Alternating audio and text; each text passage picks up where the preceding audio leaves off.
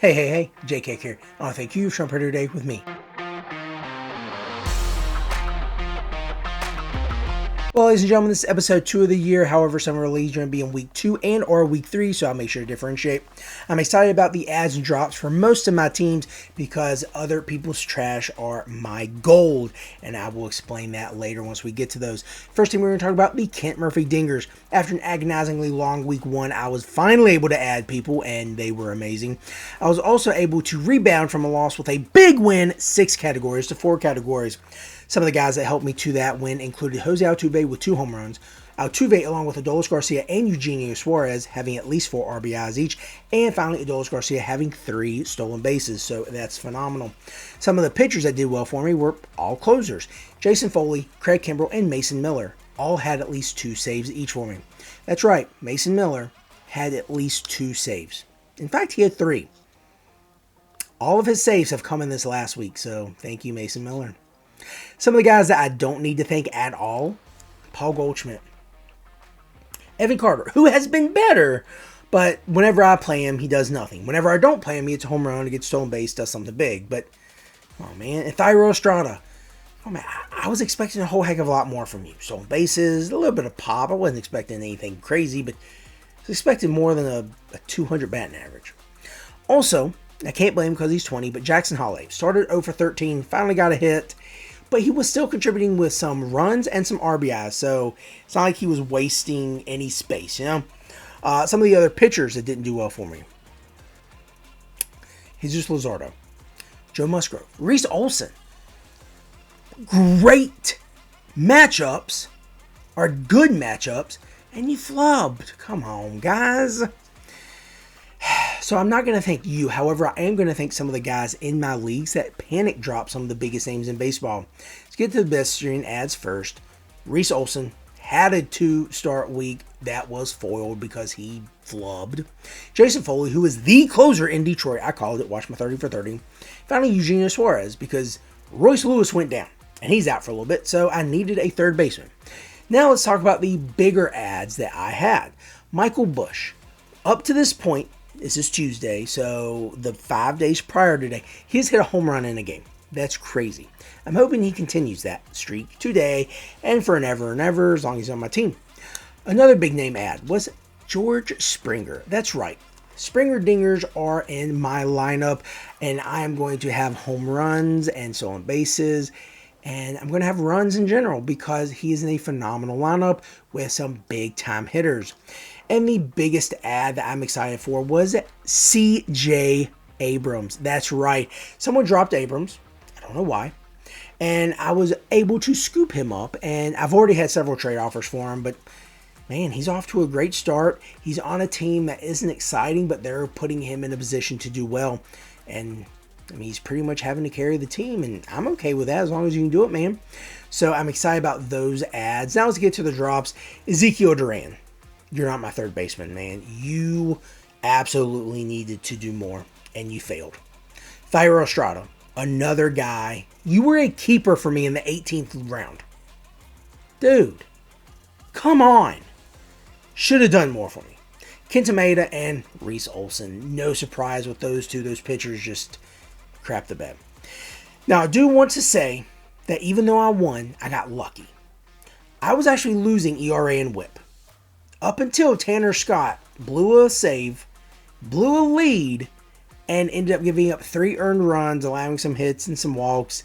And that's what ballooned the guy's ERA and WHIP above mine, which is what allowed me to win. Now, I think I still would have won the WHIP, but I probably wouldn't have won the ERA. So, very happy about that. So, thank you, Tanner Scott. And now we're going to move to the Cheese Weasels. I told you last week I was much happier with the stats I was seeing throughout the week because I put the video out late again. It's going out again late this week, but you know, kids and life and all that good stuff. But now this is proof that I've moved up to 3rd place with 114.5 points. Let's keep this scoring up. No bigger thanks to Trey Turner, Marcell Ozuna, and Yordan Alvarez for having at least a 400 batting average throughout this week. Finally, Tyler O'Neill, Marcell Ozuna, and Christian Yelich for each having at least 2 home runs. Pitching-wise, great outings from Tyler Glasnow, who had 14 strikeouts, and Joe Ryan, who had 12 strikeouts. Paul Blackburn also had a great outing, while Craig Kimbrell picked me up 2 more saves. Someone who didn't get a save for me, actually blew one for me, Griffin Jacks. I have 2 blown saves on the year. You've blown both of them. Come on, man. While Toronto's out, you're supposed to be the main guy, and you're crapping the bed. Other guys who crap the bed, Kevin Gausman, terrible throughout his first few starts. I need you to step it up. Musgrove has not been sharp, and Reese Olson, phenomenal 2-start week. You just flubbed up, crap the bed, and I had to release you. Hopefully these following guys do not crap the bed for me, as my ads did include Reese Olson, that was terrible. Paul Blackburn, which was good. Aaron Savali, which was good. Joe Ryan, which was really good. And I also added Colton Cowser. So I added home runs, wins, strikeouts, lower ERA, and lower whip to my team this week. That is great. Unfortunately, to make room for these guys, I had to drop some. One of the hardest drops was Spencer Torkelson. Dude, you're hitting like 215. You haven't had a hit in a few days. You went 1 for 10 in a doubleheader. You got 1 run. I think you got a run. Not enough for me, man. Also, did end up dropping Reese Olson. No surprise there. I dropped Paul Blackburn. Also dropped Jose Alvarado. Very shaky. Wasn't getting enough looks. I think there have been some guys who have overtaken him in that bullpen in Philadelphia. So, can't do it for me anymore, man. And finally, Ken Nameda. In our movie to the Fantrax League, and talk about the Funky Junkie Joker Monkeys, who came out with another win at 506 to 409. Wasn't looking great. I didn't think I had the best matchups this week, but I tell you one thing, man, I was happy with the results, obviously, because my highest score was Jose Altuve 42, followed by Ronnie Acuna with 39, and finally Freddie Peralta with 35. On the other hand, Joe Musgrove got me 7 points. Great start, right? Chas McCormick got me 1.5, Thairo Estrada got me 1, and Andrew Haney got me -1. This league is very dependent on pitchers. You can only have 13 starts, so a great way to ensure you get more points is to get pitchers who are out of the bullpen, who are bulk relievers, or secondary starters. So Shelby Miller and Tyler Alexander are great opportunities for me to get more points without using a start. I also had a great start opportunity in Trevor Williams as he went against the Oakland Athletics, and finally Andrew Abbott. I thought he just did well. I also added Luis Rengifo because you can't keep that man off your team. He's so versatile. You can play all over the field, and you can slot him in anywhere on your fantasy team. Now, some of the guys I had to drop did have to do with pitching, but because they do cost some starts, or because they were just giving up runs, like Joel Payamps, Ryan Helsley, Tyler Alexander is positioned in a piggyback role in some cases, but has started a game this year, and he's not the guy I want to use to start on. I also had to drop Bowden Francis after he got obliterated in his first few starts, and also Thairo Estrada. Very unfortunate I had to drop Estrada, but he just wasn't producing for me. I'm really looking forward to continuing to mix and match some of these relievers, closers, piggyback pitchers to make sure I'm getting the best points out of my team and giving myself the best chance to win. Now we're jumping to the ESPN platform. We're going to be talking about the Peachtree Purgatory team. Took them over last year. They were bad. Bottom of the barrel, made some changes, and we are 3-0 this year, this last week, winning 909 to 724.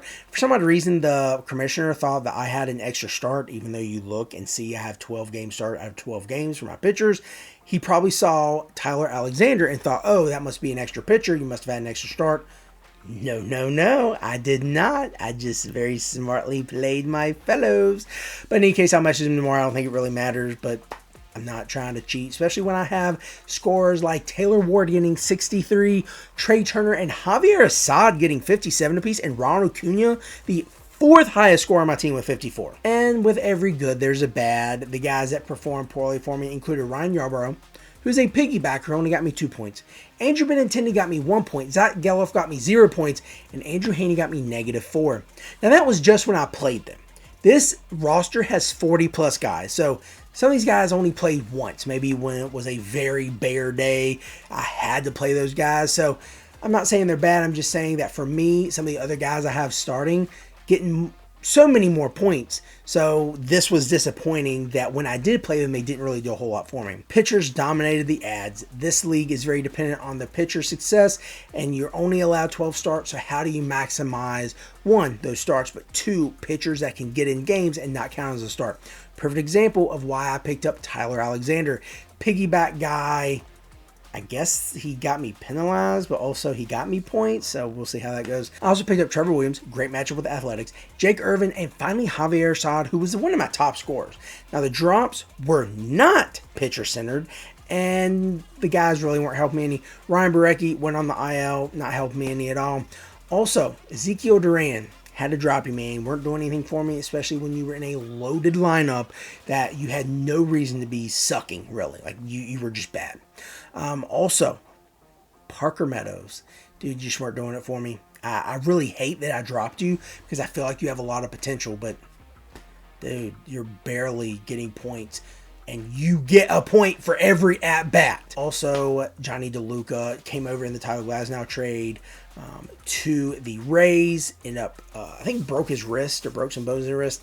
Fortunately, I just had to drop him. I didn't have enough IL spots, and also just didn't have enough spots on my team. Now we're going to move to the Russell My Jim Jams team. Unfortunately, we lost categories 5 to 9 to 2. Some of the guys that helped us included Lourdes Gurriel with 7 RBIs, Jonathan India and Jose Altuve with at least 5 walks each, and Jose Altuve with 2 home runs. Also, Craig Kimbrell and Clay Holmes both had at least 2 saves for me, so that was great. And for the next list of guys that didn't help me at all, I'm going to list their name, the number of hits opposed to their plate appearances, and overall what they did for me. So, Zach Geloff, 3 for 25. Yandy Diaz, 3 for 23. Jeimer Candelario, 1 for 8. Luis Rengifo, 1 for 10. Jonathan India, 1 for 9. Overall, 9 for 75, and each one of them had at least a 130 batting average or lower. As far as the pitching, just overall bad. Bad starts, blown saves, lots of walks, lots of hits, high whip, high ERA. Nothing good other than the 2 guys that got me 2+ saves each. Hopefully, the adds and drops will be better for me, right? One of the adds included Masataka Yoshida. I'm super excited for him. He did well for last year, being his rookie year. I'm looking forward to him doing pretty well for me again this year. Hopefully, he follows up his rookie year with a pretty good sophomore year. I also added Luis Rengifo. Again, you can't keep this man off your team. So versatile and actually doing well once he's getting regular playing time with the Angels. The rest of the guys were all pitchers. John Gray, who had a pretty good matchup. Yariel Rodriguez, who started his first MLB game. Jose Romero, who is off to a blistering start in that Cardinals bullpen. Doing very well, giving up like 1 run over the last 10 innings, so very happy with his performance. Another bullpen guy, Jeff Hoffman, who may very well be the new closer in Philadelphia. And finally, Spencer Turnbull, because he had a great matchup this upcoming week. He didn't do great, though. And the drops included Charlie Blackmon, Reese Olson, John Gray, Ryan Barecki, Brian Rocchio, and Brian Abreu. And the final team we're talking about, the South Harmon Institute of Technology, unfortunately also lost 5 categories to 9 categories to 4 categories. Some of the guys that did their very best to help me included Tyler O'Neill, who had 2 home runs. O'Neill, along with Bryce Turing and Matt Olson, all had at least 10 total bases, and finally Jorge Soler and Jonathan India had at least 5 walks each. Now, pitching-wise, Tyler Glasnow had 14 strikeouts and a win. Couldn't ask for much more with him. However, I could ask for more from my bullpen. Griffin Jacks, you blew a save. Come on, man. Also had very, very bad starts overall with the pitching and had terrible hitting. Matt Manning, you were called up for a doubleheader start against a White Sox team, and you did poorly. Finally, Ryan Pepio, you go from 11 strikeouts in Colorado to giving up 5 earned runs against a team that you definitely shouldn't have. Finally, Encarnacion Strand, Zach Geloff, Jorge Soler. You're not doing anything, man. You might get some walks, Soler, but you haven't hit much of anything. And I need to either move on from you, but I need your home runs, or I need to find another source of home runs. Now, some of the guys we added to try to help our case include Nolan Jones, who I think he's going to do well, Charlie Blackmon, and Elias Diaz. Thinking that's a lot of Rockies, huh? We also added pitchers Spencer Turnbull, Graham Ashcraft, Yariel Rodriguez, Matt Manning, and Trevor Williams. We turned around and dropped Spencer Turnbull, Matt Manning, Yariel Rodriguez, Jack Flaherty, Encarnacion Strand, Blackmon, and Gabriel Moreno. Those are some tough drops. We finished talking about the teams. There were more wins this week than last week, so let's keep that trend going. Now let's talk about the ads you should be making. Now, granted, it's going to be Wednesday by the time this comes out, or later by the time you're watching it, so these guys might already be taken. First and foremost, Kirby Yates. He has come on strong in that Texas Rangers bullpen. Jose Leclerc, terrible. David Robertson, getting a little older. Kirby Yates is old too, but man, he is throwing gas. So I think he's going to be the guy that you need to pick up in that Texas Rangers bullpen. Another guy, Edward Cabrera, he made his debut this past week, and man, he had 10 strikeouts. That was great. Temper expectations, he's going to be on a pitch count. He has also had issues with control in the past. So we thought Yuri Perez last year was bad, being up and then down and being out for a little bit and then come back and essentially being off kilter. Edward Cabrera is either going to pitch a lot in the first half or he's going to be intermittently sent down, brought up, skipped. So it's going to be frustrating at times. Someone else that you could look at, Javier Assad. He has a great matchup with the Florida Marlins coming up in this week. He has done very well. Seth Lugo has also done well. His next matchup was with Baltimore Orioles, so I would not pick him up. However, he's done well. 4 starts. His ERA is still looking like a 2. He is 3-0, so definitely someone to look at. If you need stolen bases, Jonathan Clace. Yep. He had 79 stolen bases in his minor league career. He is fast, boy. So look him up if you are going to be looking for stolen bases. He will get regular playing time.